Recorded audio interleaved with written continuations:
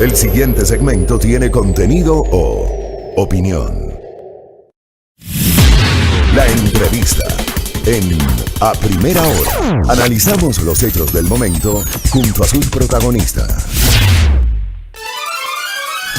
8 de la mañana con 13 minutos, recta final en A Primera Hora, y es momento pues de establecer un contacto con Luis Galárraga. Él es gerente de comunicaciones de Quiport, que es el concesionario del servicio aeroportuario de Quito. ¿Cómo está? Bienvenido, buenos días, ¿cómo le va? Muy buenos días, muchas gracias por la invitación y un gusto estar aquí esta mañana en estos micrófonos. Muchas gracias a usted por su tiempo y por esta entrevista. Bueno, queríamos preguntarle precisamente luego de la emergencia sanitaria cómo se ha incrementado el tema de las frecuencias aéreas, cómo irlo trabajando también, el tema de la reactivación, pero antes quisiera un poco ver cómo está el panorama, porque vemos que mucha gente recientemente pues se ha estado yendo a vacunar fuera del país. ¿Cómo se ha visto este movimiento? ¿Se nota en el aeropuerto? ¿Cuáles han sido las dinámicas últimas? Sí, efectivamente se ha notado en las últimas semanas un incremento de pasajeros, especialmente rumbo hacia los Estados Unidos. Para que puedan tener una idea, en enero, de los pasajeros que viajaron en vuelos directos, sin escalas, en vuelos directos de Estados Unidos desde Quito, tuvimos registrados 10.300 pasajeros aproximadamente, 10.200, algo así.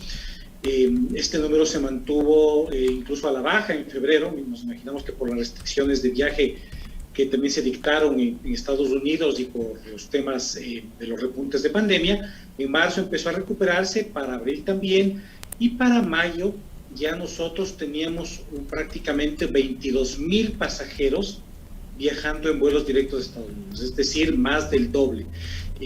Por supuesto, estamos en junio también viendo que los niveles de ocupación de los vuelos directos de Estados Unidos son bastante altos, y esto ha motivado pues a que se tengan que tomar todos los recaudos aquí en el aeropuerto, porque preveemos que para la temporada alta de verano, los meses de julio y agosto, que tradicionalmente son temporada alta para viajar a Estados Unidos y a Europa principalmente, pues vamos a tener también una gran cantidad de pasajeros que seguramente irán a realizar actividades en Estados Unidos, y de paso pues aprovecharán para vacunarse si es que no lo han recibido aquí en el país. Un poco para entender, antes de la pandemia, ¿cuál era el movimiento de vuelos directos, como para hacer un comparativo, digamos, en mayo de 2018, para ver cuánto se ha incrementado?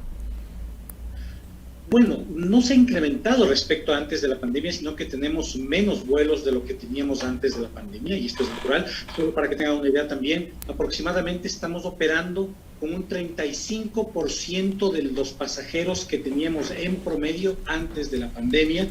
Teníamos un promedio en el año 2019, un promedio mensual de 419.000 pasajeros que se movilizaban por el aeropuerto de Quito, salidas, llegadas nacionales e internacionales, y esta vez pues estamos rondando los 130.000 pasajeros aproximadamente, vuelos nacionales, internacionales, salidas y llegadas. Esto estamos hablando, perdón que me interrumpa, estos 419.000 en comparación con estos 130.000 pasajeros, ¿estamos hablando en qué periodo de tiempo? No, estamos hablando de un promedio mensual, ¿no es cierto? Mensual. El promedio mensual de 419.000 era durante todo 2019, tuvimos prácticamente 5 millones de pasajeros en 2019, divididos para los 12 meses nos da este promedio de 419.000, y en la actualidad, hoy en día, tenemos aproximadamente el mes de abril, que es la última estadística que tengo cerrada, teníamos aproximadamente unos 135.000 pasajeros. Entonces, esto nos da una idea de todavía todo lo que nos falta por recuperar en términos de tráfico de pasajeros. Esto hace que tampoco las aerolíneas necesariamente hayan tenido ya disponibles todas las frecuencias que se tenían antes de la pandemia. Estados Unidos es una de las que se ha recuperado con mayor velocidad.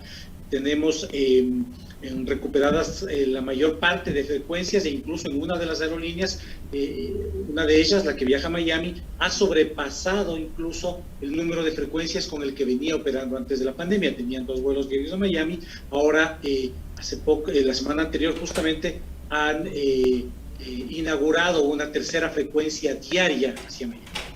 Ahora, ¿cómo hacemos para seguir incrementando estas frecuencias aéreas? ¿Cuáles deberían ser por ahí las políticas? Todo esto enfocado también a que continuemos con la reactivación económica del país.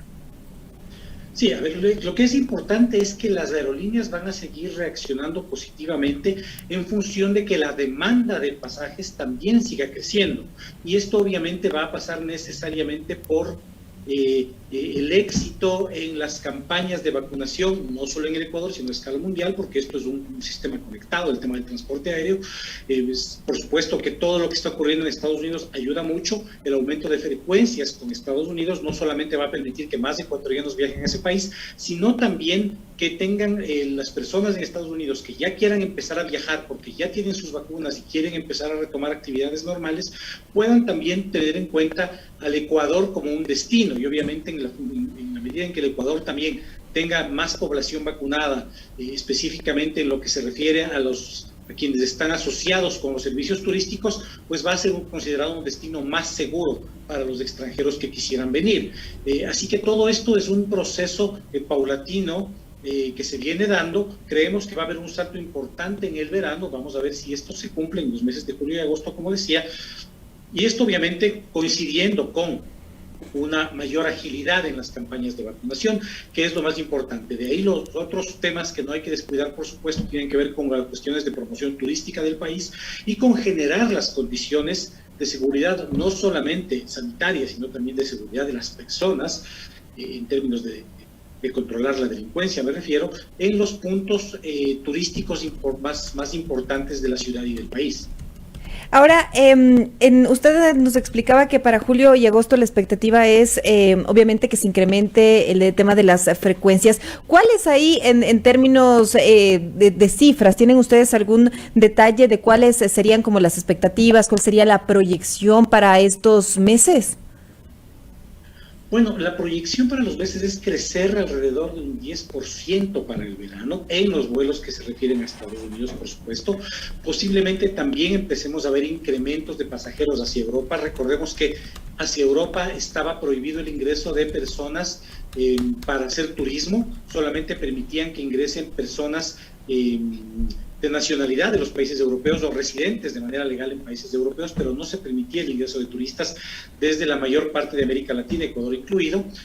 Pero esta situación también ya está cambiando. Hace pocos días la Unión Europea señalaba que se iba a autorizar el ingreso de personas con carnet de vacunación que tengan sus dosis completas a Europa, para poder hacer otro tipo de actividades, o sea, turismo o cualquier tipo de visitas o compras en esa región. Esto también permitirá que en la medida en que más personas estén ya vacunadas, puedan empezar a volar hacia Europa y por supuesto también esto aumentará la posibilidad de que más personas de Europa también empiecen a viajar hacia América Latina y en particular al Ecuador, y así podríamos empezar a pensar en una dinamización del sector del turismo y del transporte aéreo en particular. Quisiera también que nos comente un poco sobre la situación previo al tema de la vacunación, que definitivamente, pues, como usted nos ha venido explicando, pues reactivó un poco el tema de las salidas, de los viajes, el tema aeroportuario en general, de las frecuencias. ¿Cuál era la realidad ahí en el aeropuerto? Porque, o sea, me refiero a las dificultades previos precisamente y durante la pandemia. Hubo temas de locales cerrados. ¿Cuál fue la situación ahí? Sí, fue muy duro para todo el sector de transporte aéreo y todos los negocios asociados al transporte aéreo aquí en el aeropuerto.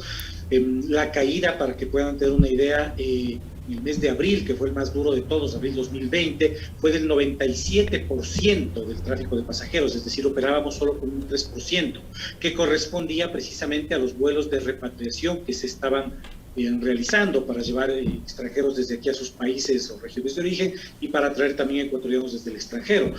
Por lo tanto, pues muchos de los servicios que se daban aquí en la terminal tuvieron que cerrarse temporalmente puesto que no había clientes. Entonces era mucho más el costo operativo de mantener muchos servicios abiertos que lo que se podía lograr recuperar en ventas.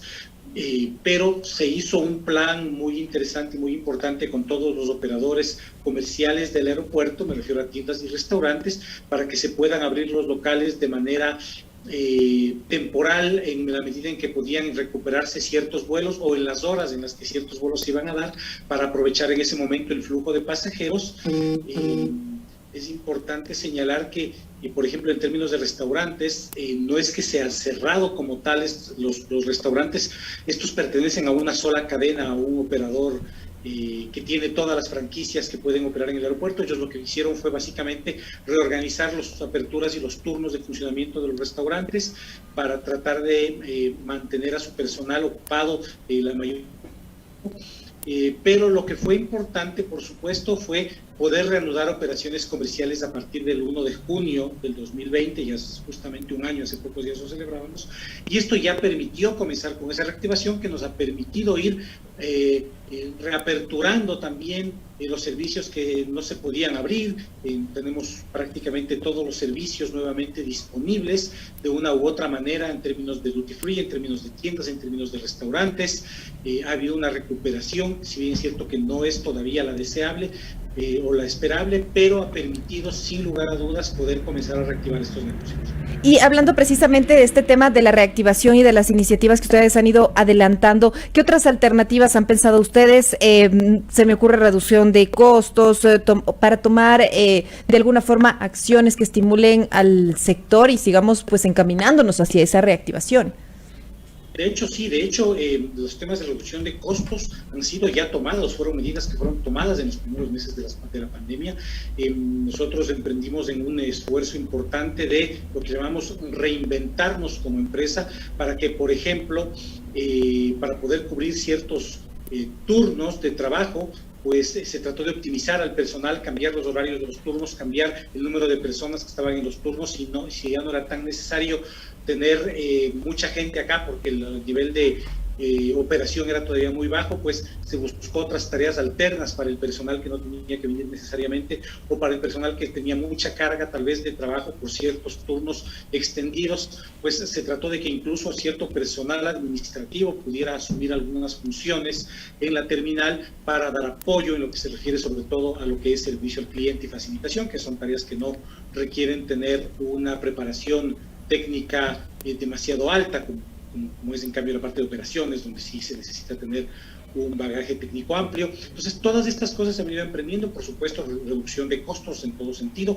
el teletrabajo que ha sido muy importante y que todavía nos encontramos la mayoría de personal administrativo en teletrabajo o en jornadas mixtas. La operación, por supuesto, esa nunca se detuvo, nunca se paró.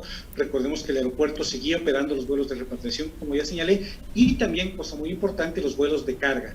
Toda la carga aérea desde el aeropuerto de Quito no se detuvo en ningún momento. Hicieron recorte de personal, hubo también este tema, usted nos hablaba del recorte de ingresos, también de presupuesto, ¿hubo recorte de personal también?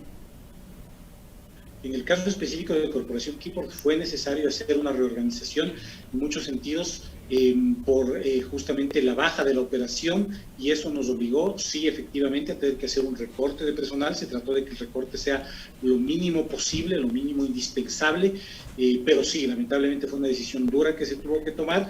Se cumplieron, eso sí, con todas las garantías de ley para las personas que tuvieron que ser separadas de la institución en términos del pago de las indemnizaciones correspondientes de acuerdo a lo que la ley dispone. Señor Galárraga, ustedes han tenido conversaciones con diferentes aerolíneas privadas para ver la posibilidad de incrementar frecuencias y otras alternativas también para recuperar las cifras en general.